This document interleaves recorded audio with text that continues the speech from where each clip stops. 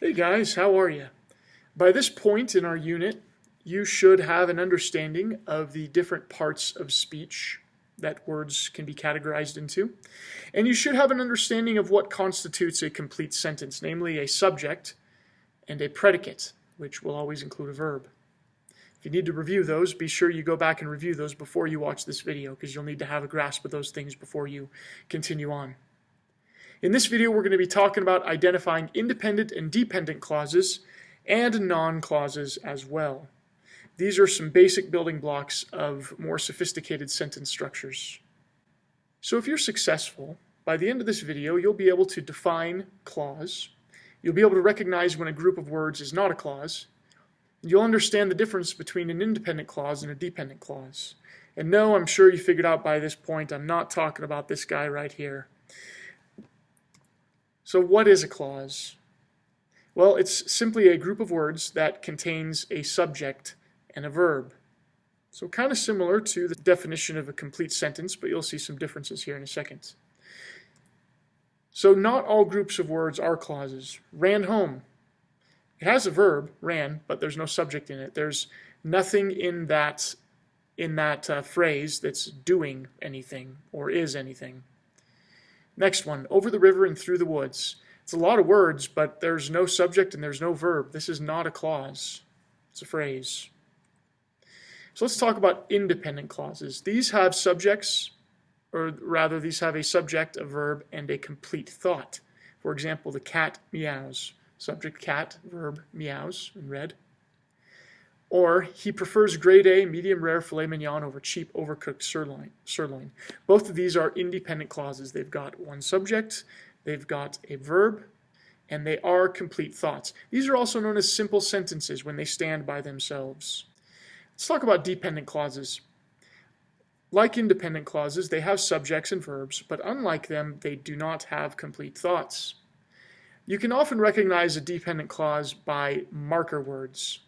For example, because, although, while, even though, if, then, etc. Watch for those marker words at the front of clauses and you might be able to recognize a dependent clause. Some examples, you'll see the marker words in green. Because soy milk is disgusting. Okay, that's not a complete thought. It's got the subject, soy milk, and a verb is, but that marker word, because, makes it a dependent clause.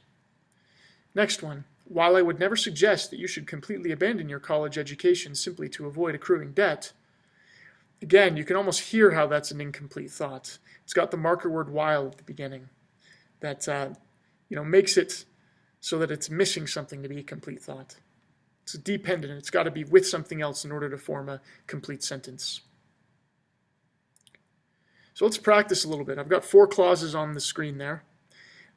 Write these down and identify whether they are independent or dependent clauses. Go ahead and pause the video and take a second to do that. Okay, so what did you come up with? You'll notice that the first and the last one are independent clauses. The middle 2 have marker words. They are dependent clauses because they are not complete thoughts. If I give you my phone number, is not a complete thought. Because Arnold Schwarzenegger deserved an Oscar for his brilliant performance in Conan the Barbarian, it's long, not a complete thought. He went to the store, I do not like them, Sam I am. Both of those are complete thoughts. And of course, all of these are clauses because they have subjects and verbs. So let's review a little bit. A clause is a group of words with a subject and a verb. Non-clauses are missing one or both of those things, okay? Independent clauses have complete thoughts, and they can stand alone as simple sentences.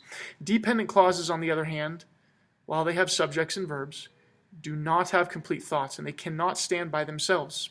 You'll see later on down the road that they've got to be attached to something to be a sentence. So if you were successful in learning what you needed to with this video, you'll be able to answer these questions. Can you define a clause? Do you recognize when a group of words is not a clause? Do you understand the difference between an independent clause and a dependent clause? If you can answer those questions, then great, go ahead and move on. If not, I suggest you go back and review parts of this video, or maybe even take a few minutes to do some searches on the internet to kind of try to clarify these concepts in your mind. Of course, please also write down any questions you have, and I would love to answer those in class. Thanks, guys. Take care.